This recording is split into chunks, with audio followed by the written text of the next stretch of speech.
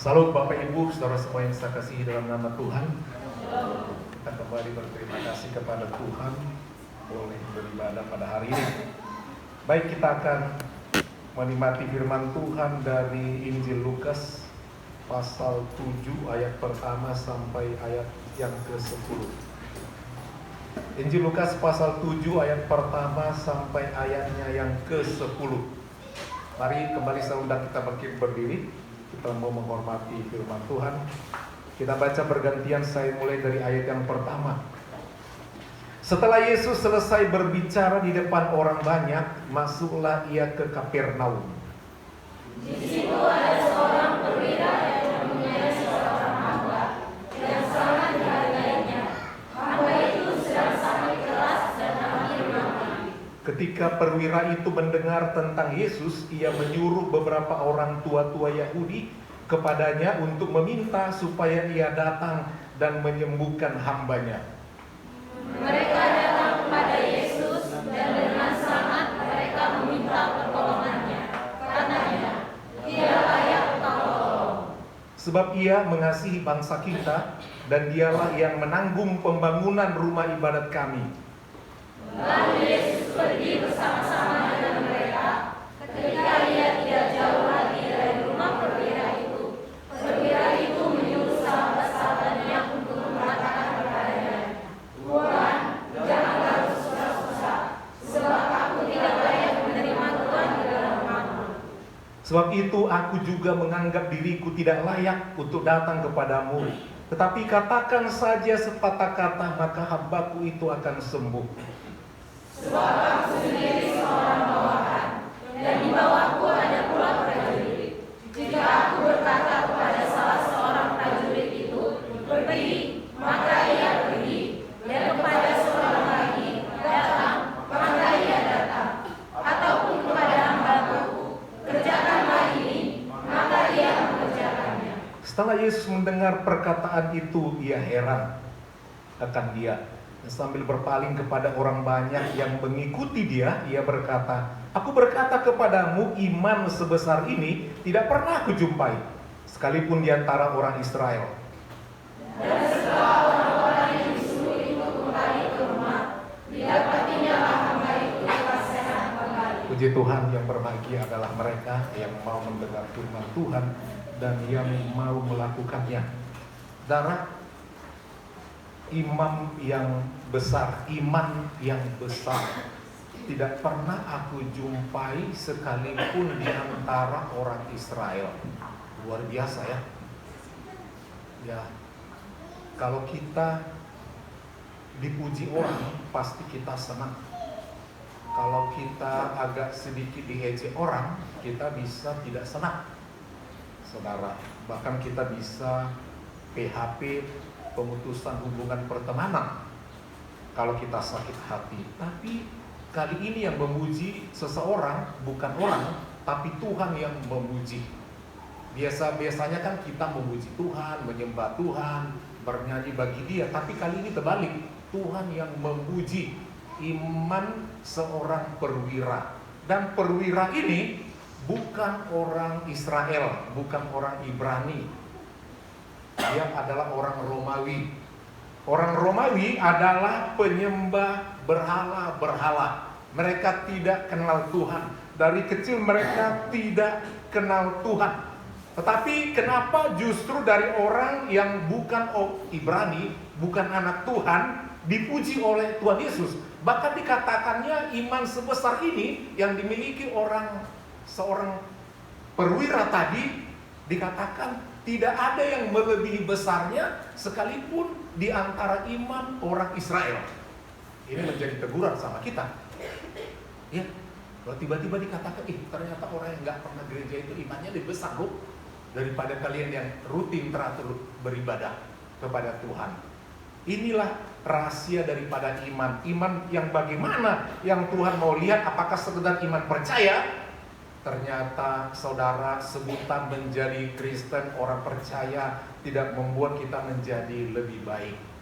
Ternyata iman yang Tuhan lihat adalah tidak sekedar percaya kepada dirinya, tetapi berbuat sesuatu bagi Tuhan Yesus. Yang dikatakan perbuatan itu, keyakinan itu dikatakan lebih besar daripada keyakinan atau perbuatan daripada orang-orang Israel. Saudara, itu adalah pujian daripada Tuhan Yesus. Luar biasa.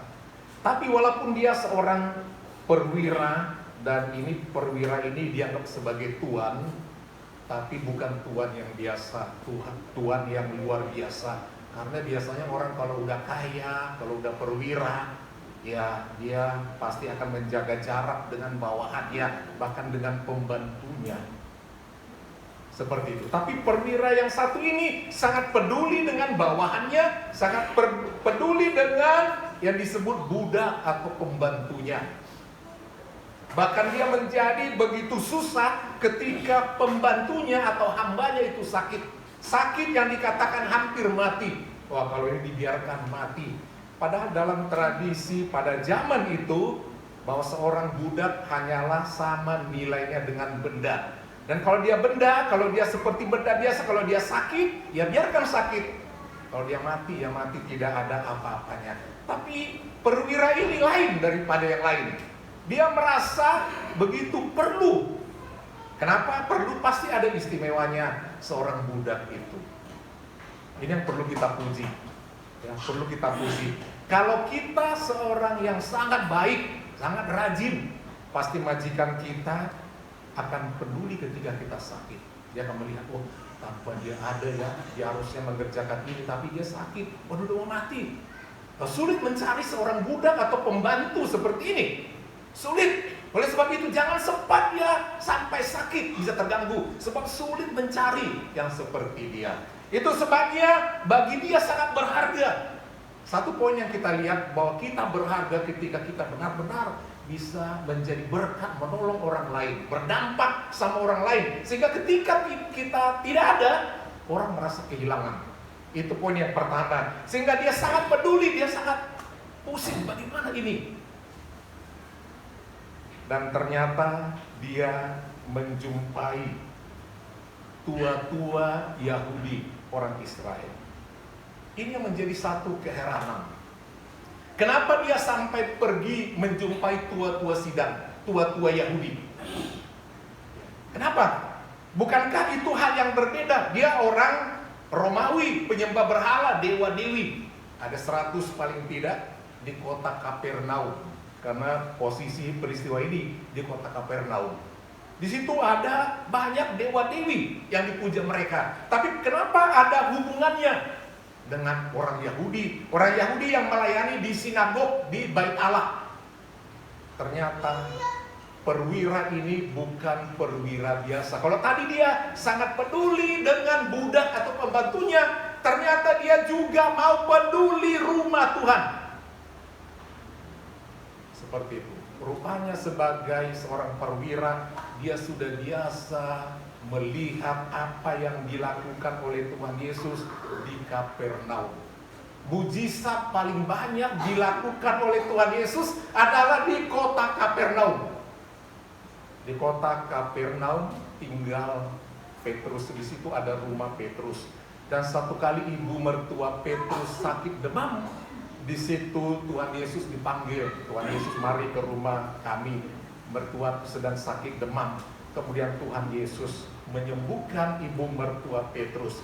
Di kota Kapernaum juga Tuhan Yesus pernah menyembuhkan orang lumpuh, menyembuhkan orang yang sakit kusta. Bahkan di kota Kapernaum ada di situ sinagog. Dan sekarang juga ada reruntuhan daripada Bait Allah. Sekarang menjadi gereja, yaitu di mana di situ Petrus, rumah Petrus tadinya ada. Dan di situ Tuhan Yesus pernah berkata di Kapernaum, aku adalah roti hidup.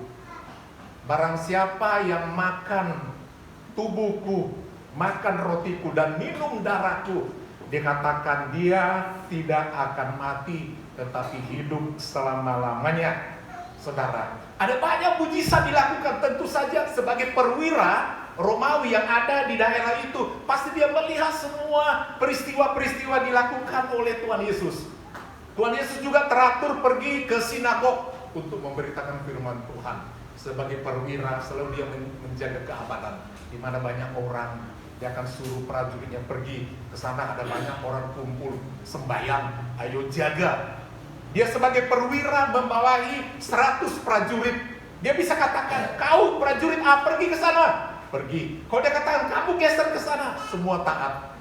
Dan kalau pembantunya juga lagi bekerja, masak ini ya, hari ini menunya ini dia akan lakukan, jangan ini, dan semua tunduk kepada dia. Tentu dia sudah biasa mendengar, melihat ya kisah kuasa daripada Tuhan Yesus. Ternyata itu bisa membekas di hatinya. Perhatikan saudara, apa yang kita lakukan ya di luar bisa membekas di hati orang kalau saudara banyak menolong orang. Banyak bisa mengubah sifat orang, bisa memberkati orang, bisa membuat orang menjadi datang kepada Tuhan, bahkan datang ke gereja ini melalui kehidupan kita di luar. Jadi rupanya telah mempengaruhi pribadi, kepercayaan, sifat daripada perwira yang baik hati itu. Sehingga ketika pembantunya atau budaknya itu sakit, rupanya pesan firman yang selalu dengar di bait Allah, di sinagog yang disampaikan oleh Tuhan Yesus membekas. Apa yang terjadi kepada perwira itu? Dia membackup pembangunan rumah Tuhan. Saudara baca tadi. Dia banyak sekali membantu. Dan dia bisa melihat para tua-tua yang melayani bait Allah itu sungguh-sungguh melayani. Apa dana yang dikasih dikerjakan dengan baik. Begitu berkesan firman Tuhan disampaikan, kehidupan jemaat di sinagog itu berkesan bagi perwira itu. Dia mendukung, banyak sekali mendukung. Itu tadi dalam bacaan kita. Dan ketika ada masalah, rupanya dia menjalin persahabatan dengan gereja kalau kita katakan itu. Dengan pendeta kalau kita katakan itu tua-tua Yahudi. Dia menjalin hubungan persahabatan dekat dengan gereja. Dia membantu gereja. Karena dia merasakan berkat datang dari gereja itu. Ya firman Tuhan disampaikan dan mereka sedang bergumul dan dia membantu. Dan walaupun demikian ada masalah, pembantunya atau budaknya sakit dan hampir mati. Bagaimana caranya ya? Dia tidak pergi kepada dewa-dewi yang dipercayainya.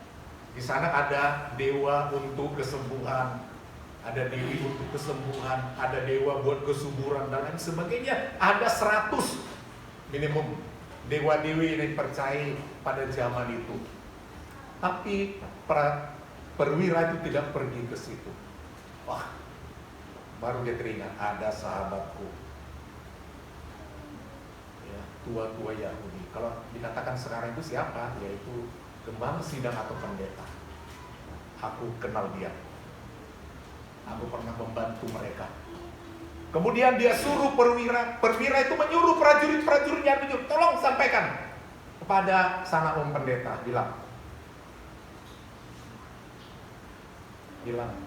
kan biasa datang di situ Tuhan Yesus berkhotbah di sinagog mereka, ya, supaya disembuhkan.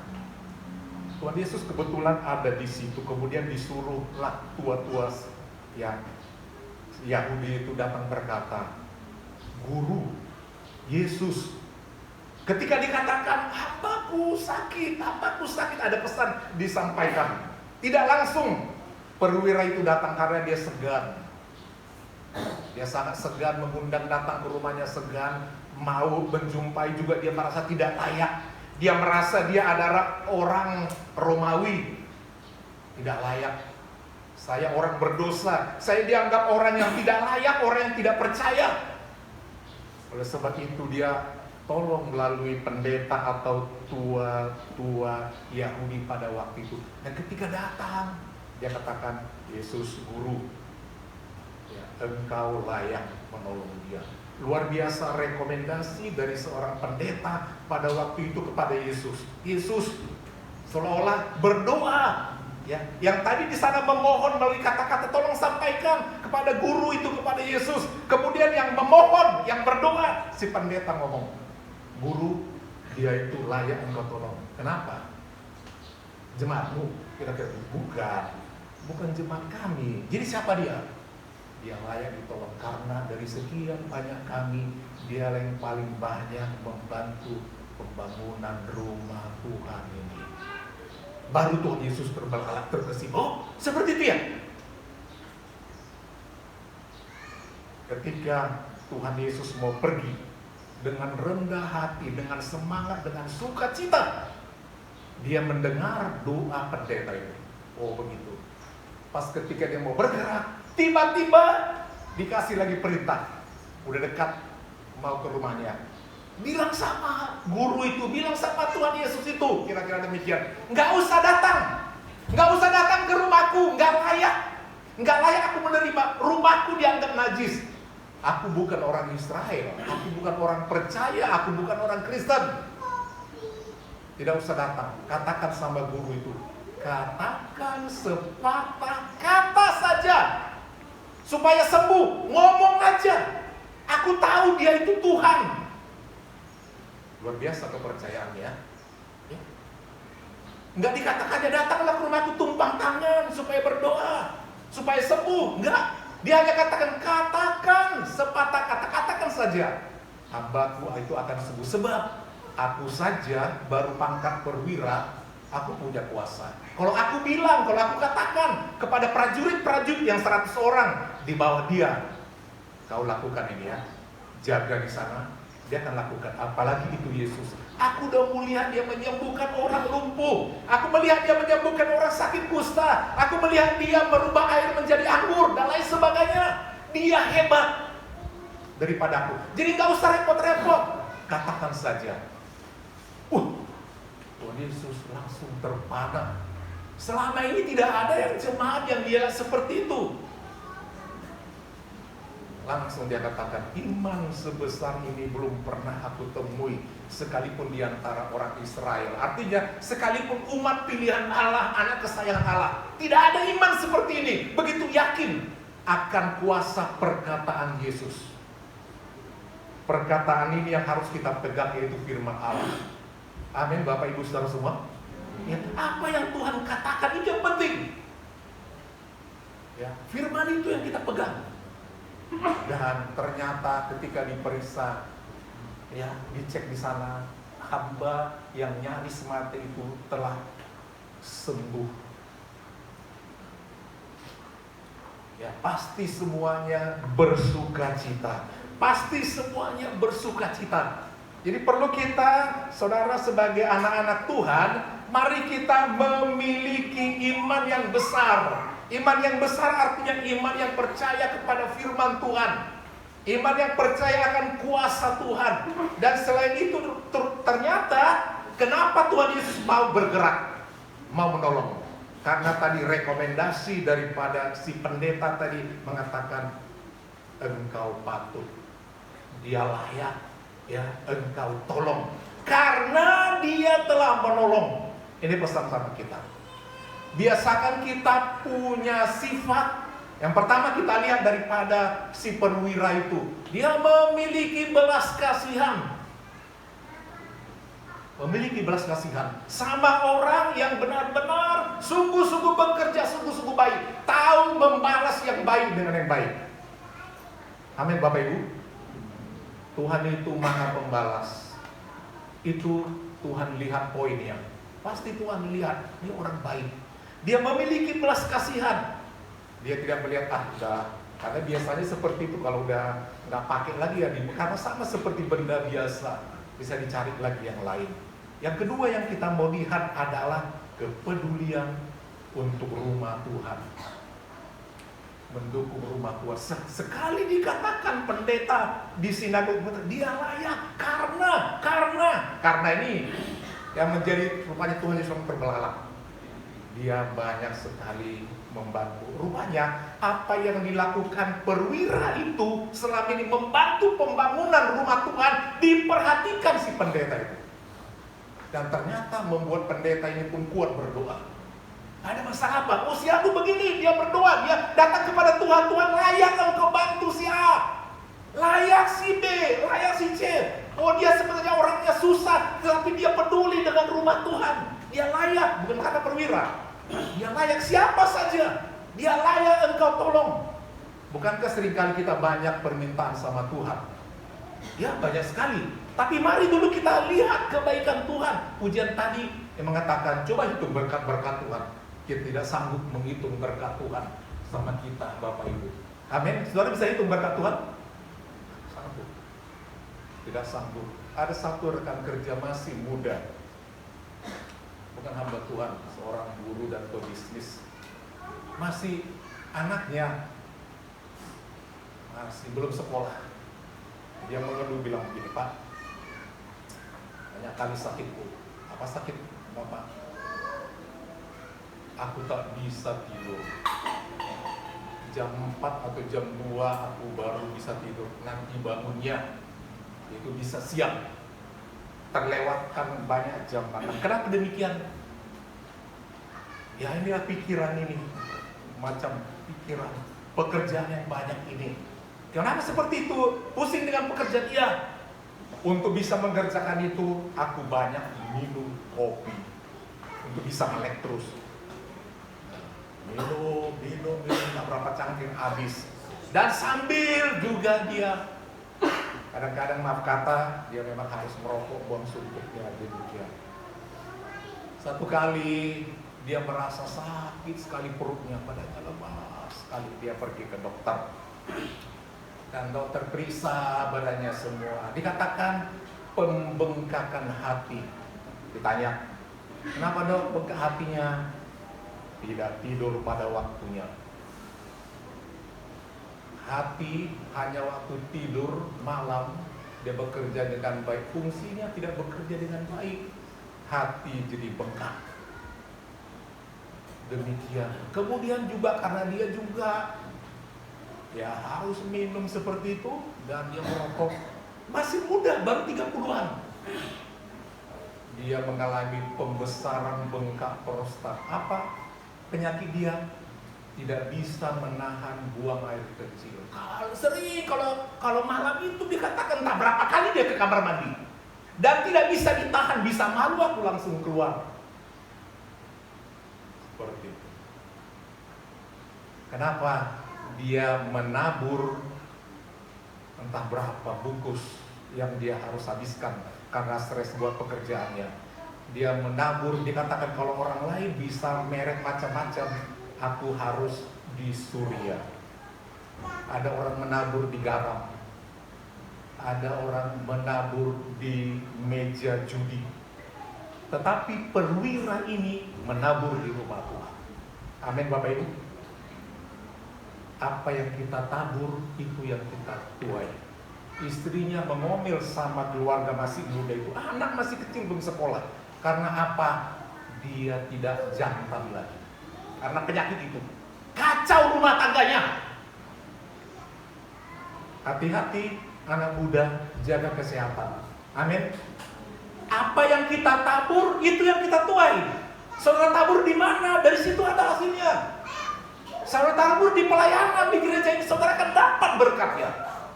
Ya, dapat kuasa doanya. Kadang-kadang lama mendapatkan hasil apa yang kita tabur, tapi ketahuilah apa yang ditabur orang itu yang dituainya.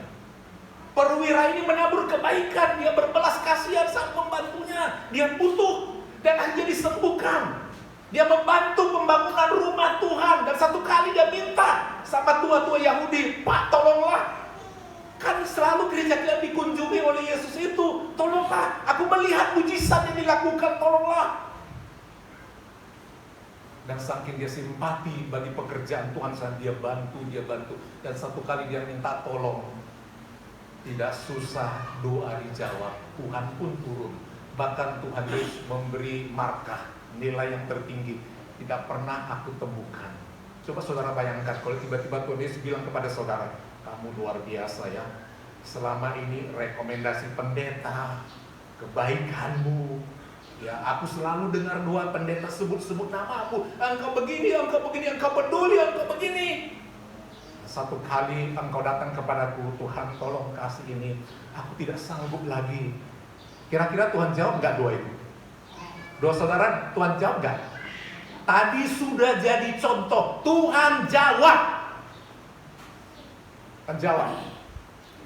Jadi kita harus melihat nomor satu, miliki belas kasihan. Siapapun yang ada hubungan hidup dengan kerjamu, saudara harus bisa bekerja sama, saling membantu. Baru orang mau membantu kita. Karena tidak selamanya kita sehat. Amin. Amin. Saya harus minta maaf dulu tadi ya. Saya tidak sempat mengunjungi Opung Putri Doli. Baru tadi dengar, dikasih tahu mungkin lupa. Ya, Pak, sakit Opung Putri Doli lagi di rumah sakit. Kenapa gak dibilang dari kemarin? Itulah lupa. Wah, hari Minggu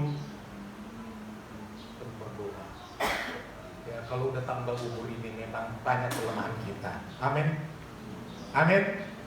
Nah, kita harus kuat berdoa. Kita harus kuat berdoa. Karena bagaimanapun macam-macam penyakit yang tidak kita undang datang sendiri. Itu yang poin kita harus mengasihi, harus peduli. Yang kedua, saudara, kita menjalin hubungan. Menjalin hubungan itu bagus, saudara. Menjalin hubungan itu penting. Jangan gengsi. Mau tidak seiman, mari jalin hubungan dengan baik. Asal tidak mengganggu iman kita. Bisa kita jalin hubungan.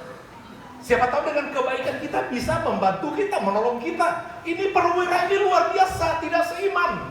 Pada aslinya dia tidak seiman, walau di batinnya dia beriman. Tapi dia pasti diselamatkan oleh Tuhan. Sehingga ditulis dalam Alkitab tentang imannya yang besar. Dia tidak orang Yahudi, pasti selamat masuk surga. Karena dia dilakukannya firman itu. Jalin hubungan. Ya. Pak Sarumaha tak ada koneksinya sama Pak Gembala. Sebenarnya tidak, sama sekali tidak. Satu hamba Tuhan bilang, kami ada mau mohon begini sama gereja kita, tapi nggak bisa karena nggak ini surat-suratnya gini. Oh gitu ya. Jadi bisa ketolong sama dia, cuma begitu. Si Bapak Gembala sok pede aja ya. Pak Sarumaha bla bla bla bla bla bla bla bla. Oh, gitu Pak Pendeta ya, siap. Kasihlah ini lengkapi gini. Udah jalan terus, didukung Pak Limbong, siapa semuanya. Kami siapkan semuanya, saudara. Masuk proposal janji akan begini. Bapak Gembala itu langsung aminkan dalam hati, amin. Jalan hubungan pemerintah dengan siapa? Kita harus berusaha. Kalau dengan kekuatan kita, mana bisa. Mampu kita bangun gereja kita ini? Mana mampu. Tapi mari kita jalin hubungan. Amin Bapak Ibu. Setiap orang yang mendukung pembangunan rumah Tuhan Bapak Gembala, doanya kuat sama orang itu. Betul. Ya. Bukan soal kuatnya, Tuhan memperhatikan orang yang peduli. Itu sebenarnya Tuhan dia langsung bergerak. Oh, ini yang aku mau. Orang seperti ini aku mau. Kau bilang bagaimana? Dia membantu. Wah, aku bergerak. Tapi yang sana pun rendah hati. Satu poin selanjutnya, dia tadi peduli, belas kasihan sama yang rendah, dia menjalin hubungan, itu poin yang kedua. Poin ketiga, dia rendah hati, biar perwira. Ya, dia mengatakan gini, guru tidak layak engkau datang, aku terlalu hina, tapi katakan, itu satu kerendahan hati. Saudara, jangan pernah saudara minta dipuji, tapi ketahuilah, tunggulah Tuhan memuji saudara. Amin Bapak Ibu. Amin. Orang bisa menyinggung kita karena kesilapan kita, kelemahan kita. Bisa. Bapak Gembala mungkin bisa melukai hati saudara. Tapi ingat, jangan lupa ada Tuhan akan memuji saudara ketika saudara berbuat sesuatu bagi Tuhan. Amin. Ya, orang bisa melukai kita, tapi Tuhan tidak. Tuhan bisa bergerak. Oh, orang bisa jelekkan orang ini, tapi aku tahu siapa dia. Dia memberkati rumahku, dia memberkati umatku, dia memberkati gerejaku. Aku pasti tolong orang ini. Jadi mari kita menjadi orang yang seperti itu, sehingga satu kali nanti Tuhan mengatakan, ya, iman sebesar ini tidak pernah kujumpai. Kita masih berharap pertolongan Tuhan. Saudara butuh pertolongan Tuhan? Percaya untuk setiap firman Tuhan.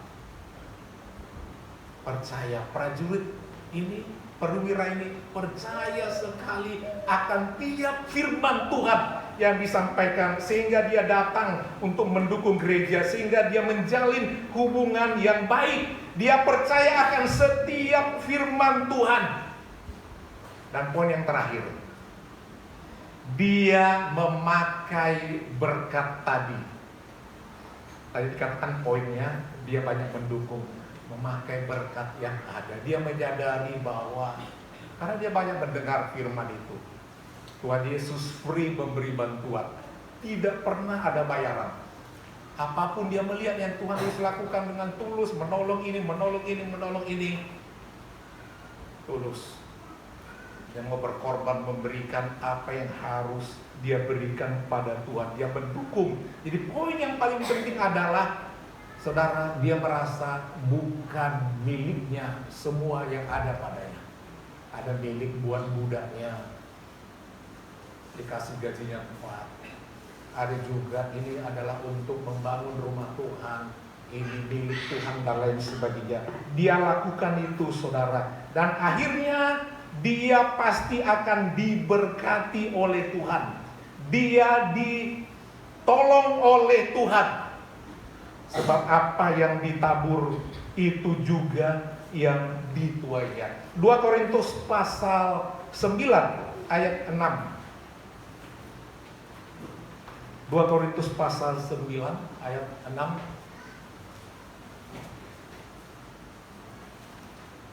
Ya, Tuhan Yesus langsung katakan ini, camkanlah. Supaya kita renungkan dalam pikiran kita. Camkanlah ini. Kata Tuhan Yesus, orang yang menabur, ini poinnya dulu. Satu-satu ya, kalimat yang belum lengkap. Orang yang menabur, artinya kita ini sebenarnya tiap hari menabur. Menabur kebaikan kah? Menabur hal-hal yang apakah? Intinya kita ini menabur setiap hari. Ketika kita melakukan yang jahat, kita menabur yang jahat. Ketika kita mencuri, kita sedang menabur pencurian. Dan orang yang menabur dikatakan dalam kalimat ini akan menuai. Jadi tabur dan tuai. Jadi ketika kita mungkin mencuri, kita akan dicuri. Kita menyakiti, kita akan disakiti. Karena apa yang ditabur, itu yang dia tuai. Kita menahan, misalnya menahan, ini punya siapa, hak siapa ditahan, kita nanti hak kita pun bisa ditahan. Menahan miliknya Tuhan, Tuhan bisa menahan berkatnya juga bagi kita. Artinya apa yang kita lakukan, itu bisa balik kepada kita. Itu yang disebut dengan menabur. Dan sekarang soal jumlah yang ditabur. Orang yang menabur sedikit. Kalau kita menabur benih hanya sedikit segenggam saja, yang hasilnya nanti ya sesuai dengan jumlah bibit. Kita menabur bibit ikan misalnya, tertabur ya sekilo ya belum lagi yang mati nanti ya sebegitu, tapi lebih luas kolamnya, lebih luas, lebih banyak bibitnya, lebih banyak lagi hasilnya. Menabur sedikit ya sedikit, menabur banyak kan banyak. Seperti itu, saudara. Dan selanjutnya itu timbal baliknya ayat yang ke-7. Ayat ke-7. Hendaklah masing-masing menabur, dengan arti adalah memberi. Hendaklah masing-masing memberi atau menabur menurut kerelaannya. Tuhan tidak pernah memaksa. Karena apa? Itu juga nanti yang dia peroleh. Jadi tidak akan Tuhan salahkan siapapun. Jangan pernah salahkan Tuhan. Kenapa begini Tuhan? Kan itu yang kau tanam hari itu. Jadi tidak ada dipaksa dimanapun kita beribadah. Kau harus begini ya, harus begini ya. Gak ada, paling himbauan saja.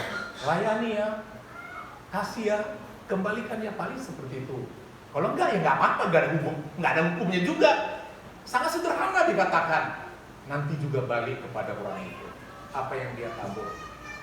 Mesti ada kerelaan hati. Kita tidak bisa memaksa orang lakukan ini. Kita tidak bisa paksa perwira itu lakukan ini.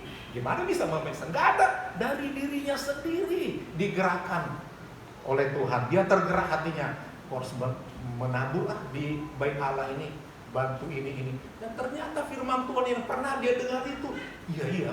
Satu kali aku butuh, ternyata pangkatku naik. Ya, karyawanku juga bagus. Ya aku dapat ini.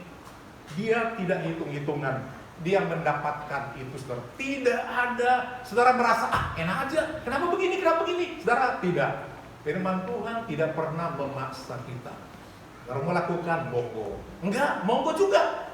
Karena itu terpulang kepada saudara nanti, apa yang saudara lakukan. Tapi tetap Tuhan itu baik dan adil. Ada berkat umum dia berikan, tapi ada berkat khusus bagi orang yang benar-benar setia. Sehingga dikatakan, hendaklah masing-masing memberikan menurut kerelaan hatinya. Jangan dengan sedih hati. Nanti satu kali dikatakan oleh majelis jemaat, ayo kita janji imam mendukung peralatan musik. Terus saudara absen, nggak apa-apa absen juga. Jangan dengan sedih hati. Amin. Amin. Terima kasih saudara, diberkati Tuhan. Ya, jangan juga karena paksaan kayak dikatakan, nanti kamu begini celaka kalau nggak ngasih. Nggak ada celaka kalau nggak ngasih. Nggak ada. Jangan karena paksaan. Ya, sebab Allah mengasihi orang yang memberi dengan sukacita. Ya dikit, ya nggak apa-apa, beri sukacita. Sehingga kata pujian kita, kini ku persembahkan apa yang aku miliki. Memang tiada berarti bila dibanding dengan kasih Tuhan. Tak bisa kita ukur kebaikan Tuhan itu. Kalaupun kita kasih ini belum apa-apa. Kalau kita pun lakukan itu belum apa-apa. Tapi ketahuilah yang kita katakan belum apa-apa dan tidak apa-apa itu pun Tuhan perhatikan. Aku ada apa-apanya sama aku. Aku pasti berkati engkau. Itulah Tuhan. Itulah Tuhan. Tuhan tidak kikir. Anaknya saja dia kasih mati untuk keselamatan kita. Putranya saja dia kasih. Tuhan Yesus menolong banyak orang. Itu putra Allah, anak Allah yang hidup. Datang ke Kapernaum. Ya banyak memberitakan firman Tuhan, menolong orang, merubah air menjadi anggur di Kana, di dekat Kapernaum. Ada di sana rumah Petrus, ada di sana sinagog. Tak ada orang yang datang sama Tuhan sungguh-sungguh. Kapernaum. Satu kali Tuhan marah. Kapernaum. Udah banyak kulakukan mujizat bagimu Kapernaum. Aku dibesarkan di Kapernaum. Rasul-rasul dulu tinggal di Kapernaum. Kami beritakan firman Tuhan, lakukan mujizat, pertolongan, kebaikan. Coba bayangkan betapa banyaknya kebaikan Tuhan pada saudara. Kalau saudara hitung saudara dari kecil atau saudara sampai merantau ke Batam ini, bandingkan ketika dulu saudara sebelum di Batam. Coba pikirkan, bukankah itu kebaikan Tuhan? Bukankah itu kebaikan Tuhan? Kebaikan Tuhan. Anak-anak saudara bisa sekolah, bisa kuliah, kebaikan Tuhan. Ada sampai sekarang dengan berbagai masalah sudah kita lewati. Pandemi kita lewati, orangnya yang meninggal kita masih ada. Itu kebaikan Tuhan. Kalau kita hitung-hitung berkat Tuhan itu tidak ada habis-habisnya, saudaraku. Tuhan Yesus langsung katakan, aduh banyaknya kebaikan Tuhan, kenapa tidak ada yang beriman kepadaku? Kenapa harus orang perwira itu, orang Romawi? Satu kali Tuhan marah kepada Kapernaum, satu kali. Ya. Hukuman kepada Sodom Gomora tidak lebih ngeri daripada hukuman kepadamu. Satu kali nanti lihat, dari zaman ada penghakiman untuk setiap kota. Hukuman bagimu lebih berat. Dan sampai sekarang Kapernaum, kota yang tidak produktif, tinggal puing-puing. Ya. Sekarang gereja-gereja di sana berusaha menggali reruntuhan kota Kapernaum dan ditemukan sisa-sisa kota itu. Benda-benda purbakala, sisa dinding daripada sinagog, sisa dinding daripada rumah Petrus, ada lokasinya, di mana tempat tulis berkata, inilah akulah roti hidup, ada tinggal reruntuhan. Saudara punya uang pergi ke sana, kata orang ya, Bapak malah belum punya uang untuk ke sana. Katanya Kapernaum penghasilannya hanya dari uang pendapat dari turis yang masuk, bukan kota bisnis lagi. Padahal Tuhan Yesus besar di sana, harusnya menjadi berkat. Di kotanya dia tidak diterima, mujizat banyak. Saya pernah mengalami mujizat Tuhan, awas Tuhan akan tuntut. Kau pernah dapat kasih karunia Tuhan, tapi engkau tidak ingat Tuhan? Jangan saudara. Amin Bapak Ibu. Mari kita selalu ingat kebaikan Tuhan. Sengaja hanya di dalam perikop ini dikatakan tentang kota Kapernaum. Di tempat lain tidak dihubungkan dengan mujizat dengan Kapernaum. Tidak dihubungkan. Tapi di perikop ini diceritakan tentang di Kapernaum. Karena mau dibandingkan tentang iman. Iman orang Romawi ternyata lebih hebat daripada orang Israel sendiri. Bangsa Israel sendiri, keturunan Yahudi, Yesus sendiri tidak punya iman seperti itu. Jadi mari kita punya iman, miliki belas kasihan, miliki kerjasama. Di gereja kita ini perlu ada kerjasama. Amin. Ya, jalin dekat dengan hamba Tuhan, dengan pelayan Tuhan. Seperti itu, dukung pelayanan, itu tentang iman. Miliki belas kasihan, kerjasama, kita peduli, mau mendukung, mujizat terjadi. Sehingga iman kita dipuji oleh Tuhan. Jangan nanti satu kali ketika kita tidak ada, orang bisa melihat, tuh dulu tuh, itu sebenarnya itu gereja. Tapi karena orangnya gak ada lagi diambil pemerintah. Kan ngeri kali begitu ya. Karena gak ada lagi orangnya diambil pemerintah. Mari kita bangkit berdiri Bapak Ibu.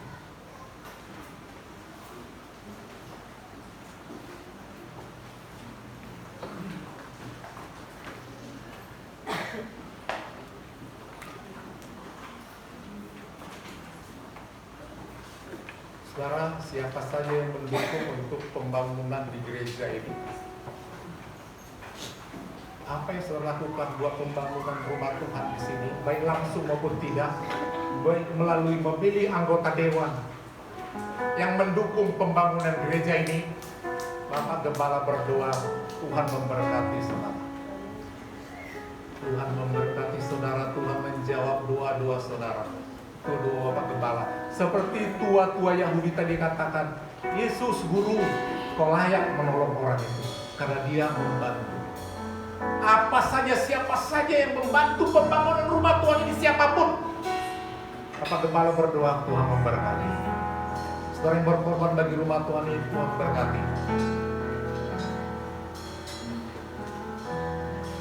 Kadang kita juga, walaupun kita baik melayani, ada masalah, tapi ketahuilah Tuhan tetap peduli sama kita. Terkadang kita merasa Dia peduli.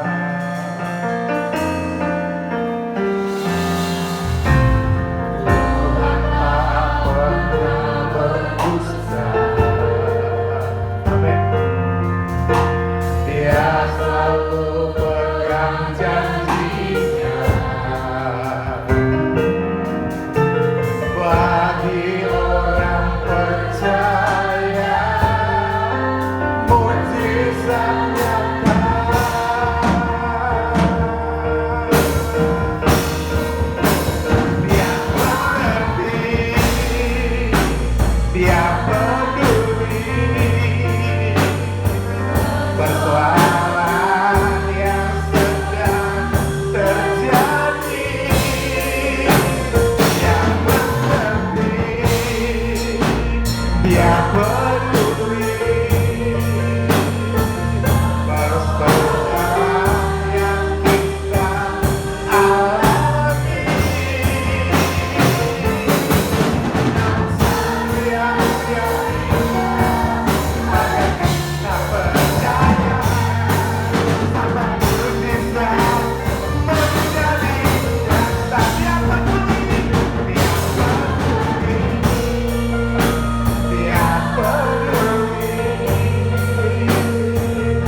persoalan yang sedang terjadi. Mengerti, Dia peduli soal yang kita alami. Namun satu hal yang ada kita percaya, Sang Mujizat menjadi nyata.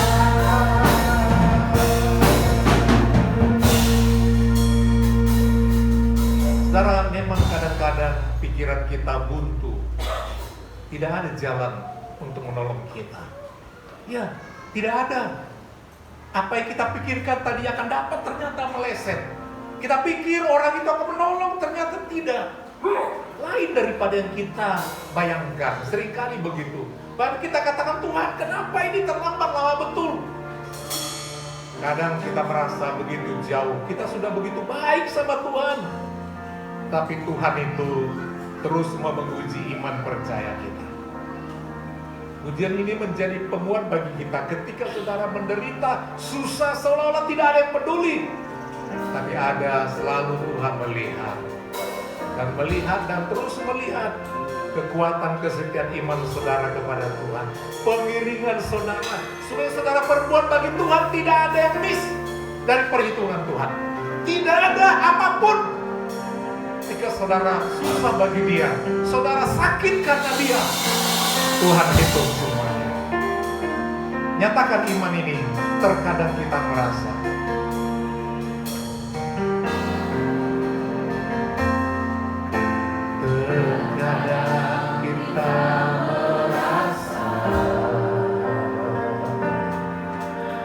tak ada jalan terbuka, tak ada lagi waktu, terlambat sudah.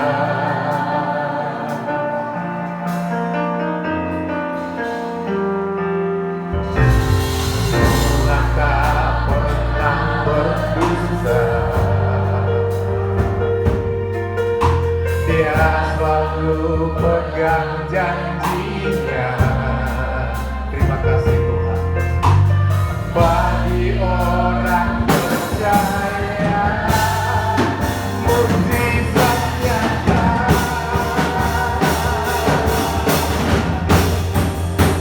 Dia mengerti,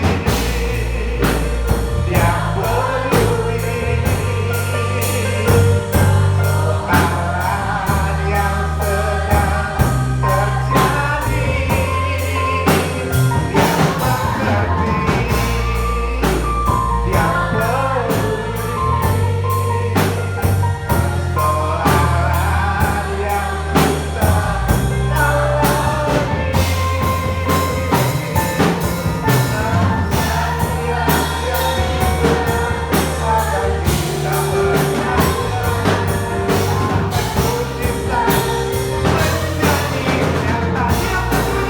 Dia peduli soal yang kita alami. Dia peduli persoalan yang sedang terjadi. Terima kasih Tata. Tata mengerti,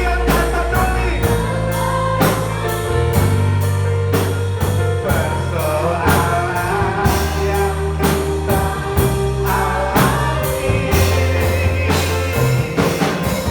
Namun satu hal yang bisa agar kita percaya, sampai mujizat menjadi nyata. Namun satu yang bisa agar kita percaya, sampai mujizat menjadi nyata.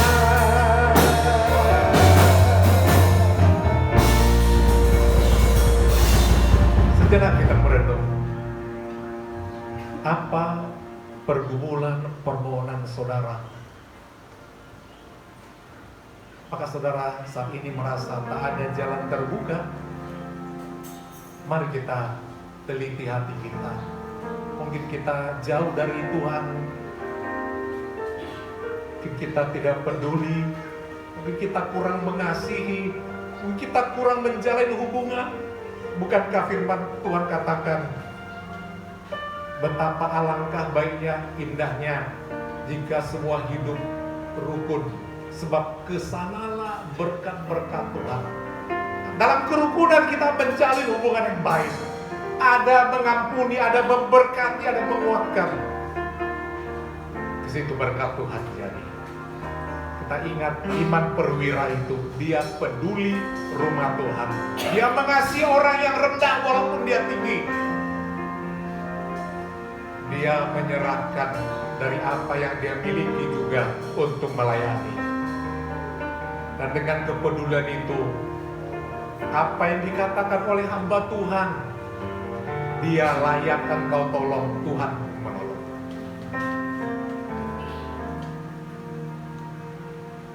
Kita akan hanya refnya dia pujian nanti dengan kasih Kristus. Ibu Stephen, si Tuhan tampil ke depan berdoa.